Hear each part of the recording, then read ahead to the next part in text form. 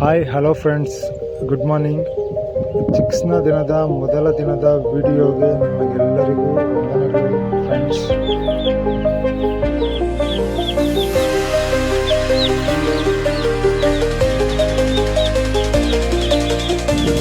ಇವತ್ತಿನ ಬೆಳಗಿನ ಕೆಲಸ ಏನಿದೆ ಫ್ರೆಂಡ್ಸ್, ಫೀಡಿಂಗ್ ಮಾಡಬೇಕು,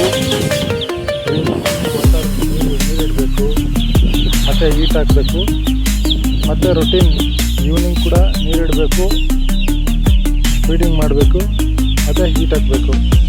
ಇದು ಡೈಲಿ ರೊಟೀನ್ ಇರುತ್ತೆ 8 ಡೇಸ್.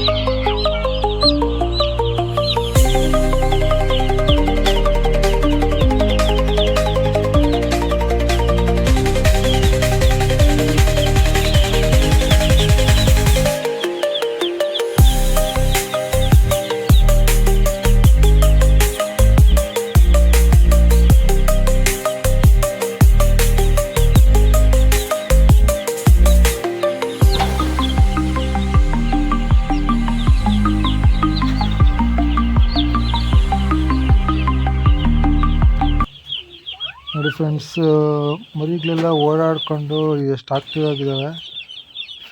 ಫೀಡಿಂಗ್ ಮಾಡಿದ್ದೀನಿ. ಫೀಡ್ ನೋಡಿ, ತಟ್ಟೆಗಳಲ್ಲಿ ಎಷ್ಟು ಕ್ಲೀನಾಗಿ ತಿಂತಾಯಿದ್ದಾವೆ. ಇದೇ ಥರ ಓಡಾಡಿಕೊಂಡು ಫೀಡು ತಿಂತಾ ಇದ್ರೇ ಗ್ರೋತ್ ಚೆನ್ನಾಗಿ ಬರುತ್ತೆ.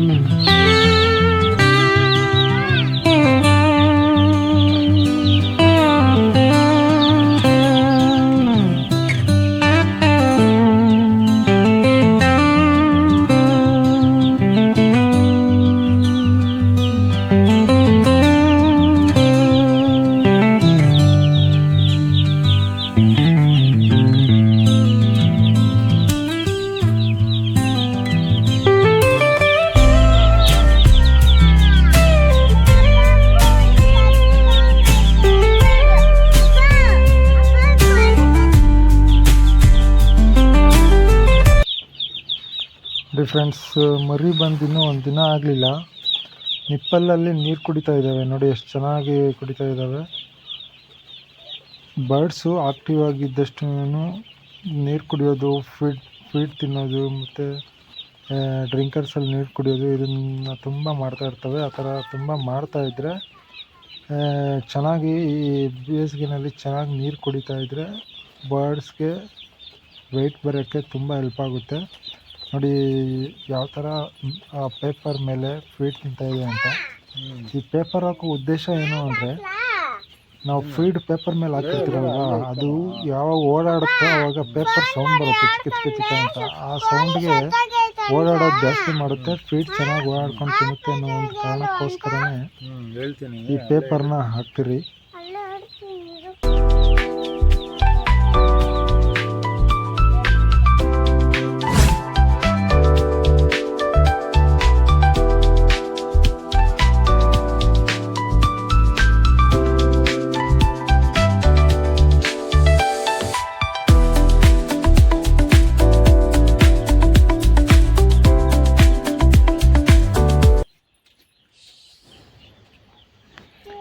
ನೋಡಿ ಫ್ರೆಂಡ್ಸ್, ಇದು ನಮ್ಮ ಚಿಕ್ಸ್ನ ಫೀಡು ಫ್ರೀ ಸ್ಟಾರ್ಟರ್ ಅಂದ್ಬಿಟ್ಟು.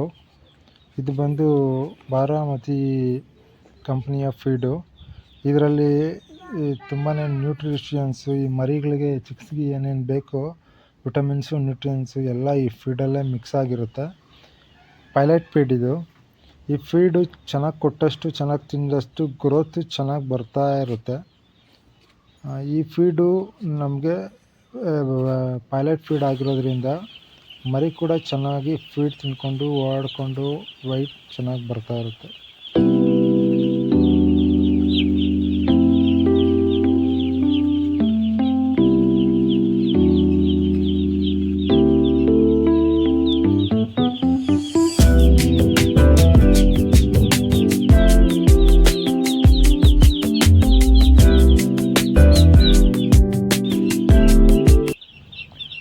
ಫ್ರೆಂಡ್, ಫೀಡ್ನ ಫಸ್ಟೇ ಹೆಚ್ಚಾಗಿ ಪೇಪರ್ ಮೇಲೇ ಫೀಡಿಂಗ್ ಚೆಲ್ಲಬೇಕಾಗುತ್ತೆ. ಯಾಕಂದರೆ ಓಡಾಡಿಕೊಂಡು ಮರಿಗಳು ಓಡಾಡೋದು ಜಾಸ್ತಿ ಇರುತ್ತೆ, ಓಡಾಡಿಕೊಂಡು ಫೀಡ್ ಚೆನ್ನಾಗಿ ತಿನ್ನುತ್ತೆ. ಹಾಗಾಗಿ ಪೇಪರ್ ಮೇಲೇ ಫಸ್ಟೇ ಫೀಡಿಂಗು ತಟ್ಟೆನಲ್ಲಿ ಮತ್ತು ಪೇಪರ್ ಮೇಲೇ ಹೆಚ್ಚು ಫೀಡ್ ಕೊಡಬೇಕಾಗುತ್ತೆ ಮರಿಗಳಿಗೆ.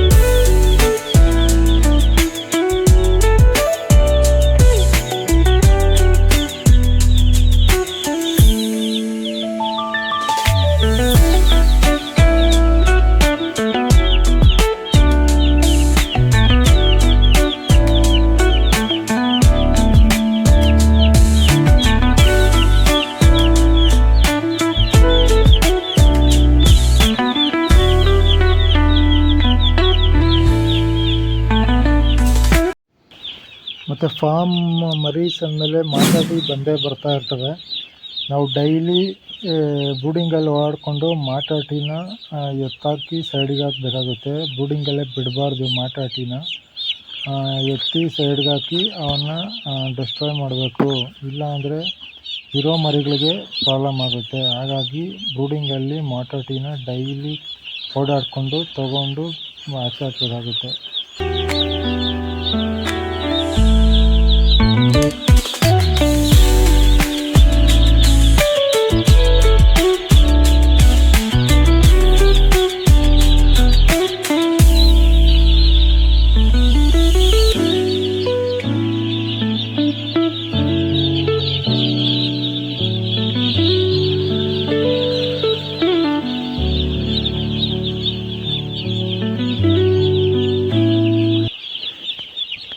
ಈಗ ಚಿಕ್ಸ್ಗೆ ನೀರಿಕ್ಕೋ ಸಮಯ. ಈಗ ಎಲ್ಲ ಡ್ರಿಂಕರ್ಸ್ನು ತೆಗೆದು ಕ್ಲೀನಾಗಿ ವಾಶ್ ಮಾಡಿ, ಡ್ರಿಂಕರ್ಸ್ನೆಲ್ಲ ಕ್ಲೀನಾಗಿ ವಾಶ್ ಮಾಡಿ ಮತ್ತೆ ನೀರಿಕ್ಕಬೇಕಾಗುತ್ತೆ. ಈಗ ನೋಡಿ, ಎಲ್ಲನೂ ಕ್ಲೀನಾಗಿ ತೆಗ್ದು ಇಟ್ಟಿದ್ದೀರಿ.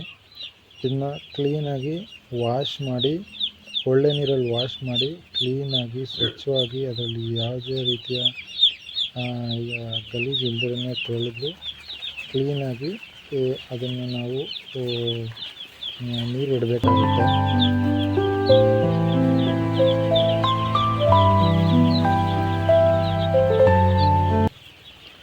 ನಾವು ಮರಿ ಬಂದಾಗಿಂದ 3 ಡೇಸು ಆಂಟಿಬಯೋಟಿಕ್ ಕೊಡಬೇಕಾಗುತ್ತೆ.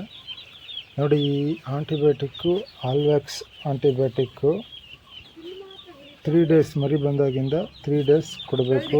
ಆಲ್ವ್ಯಾಕ್ಸ್ BH ಅಂತ ಆಂಟಿಬಯೋಟಿಕ್ಕು. ಇದನ್ನು ಕ್ಲೀನಾಗಿ ಲೀಟ್ರಿಗೆ ಅರ್ಧ ml ಥರ ಕೊಡಬೇಕಾಗುತ್ತೆ.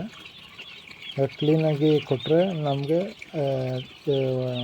ಚಿಕ್ಸಲ್ಲಿ ಈ ಆಂಟಿಬಯೋಟಿಕ್ ಇಂಪ್ರೂವ್ ಆಗುತ್ತೆ.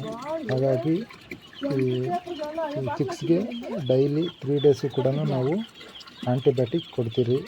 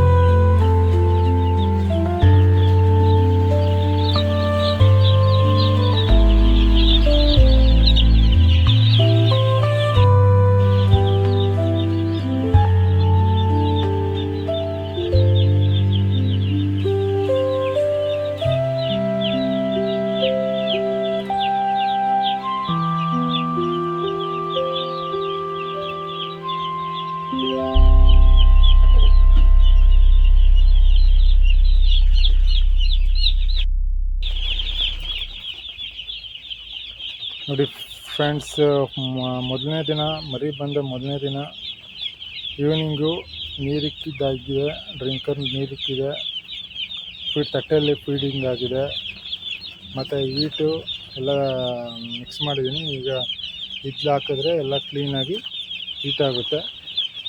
ಇಡ್ಲು ಹಾಕೋದು ಮತ್ತು ಇದೇ ಮಾಡ್ತೀನಿ.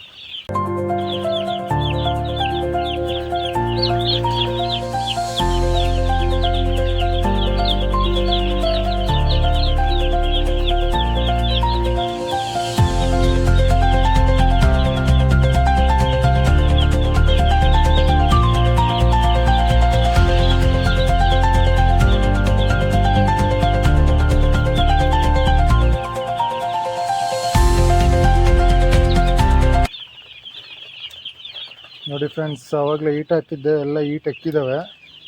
ಈಗ ಏನು ಮಾಡಬೇಕು ಅಂದರೆ ಕ್ಲೀನಾಗಿ ಹೆಂಚು ತೊಗೊಂಡು ಕ್ಲೀನಾಗಿ ಈ ಥರ ಮುಚ್ಚಿಬಿಟ್ಟು ಕ್ಲೋಸ್ ಮಾಡಿಬಿಟ್ರೆ ಫುಲ್ ಹೀಟು ಸ್ಪ್ರೆಡ್ ಆಗ್ತಾ ಇರುತ್ತೆ. ಕರಿ ಏನಿದೆ ಇದ್ಲು ಅದು ಅಂಟ್ಕೊಂಡು ಉರಿಯೋದಿಲ್ಲ, ಕ್ಲೀನಾಗಿ ಒಳಗಡೆ ಹೀಟಾಗಿ ಬಿಸಿ ಆಗ್ತಾ ಇರುತ್ತೆ.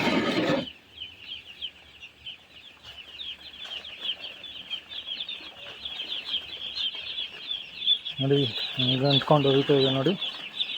ನೋಡಿದ್ರೆ ಹೆಂಗೆ ಅಂಟ್ಕೊಂಡು ಹೊಡಿತಾ ಇದೆ. ಅವಾಗ ಏನು ಮಾಡಬೇಕು ಅಂದರೆ ಈ ಥರ ಅಂಟ್ಕೊಂಡು ಹುರಿದ್ರೆ ಕರಿ ಎಲ್ಲ ವೇಸ್ಟ್ ಆಗಿಬಿಡ್ತದೆ. ಅದಕ್ಕೆ ಈ ಥರ ಮುಚ್ಚಿಬಿಟ್ಟು ಕ್ಲೀನಾಗಿ ಮುಚ್ಚಿಬಿಟ್ರೆ ಒಳಗಡೆ ಬೆಂದ್ಕೊಂಡು ಹೀಟು ಸೂಪರಾಗಿ ಹೀಟ್ ಬರುತ್ತೆ.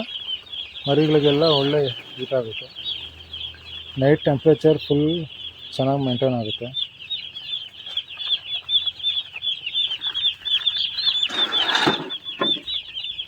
ಇವತ್ತಿನ ಈ ಒನ್ ಡೇ ಚಿಕ್ಸ್ ವಿಡಿಯೋ ಇವತ್ತಿಗೆ ಎಂಡಾಗುತ್ತೆ. ಲೈಕ್ ಆ್ಯಂಡ್ ಸಬ್ಸ್ಕ್ರೈಬ್ ಮಾಡ್ಕೊಳ್ಳಿ ಫ್ರೆಂಡ್ಸ್.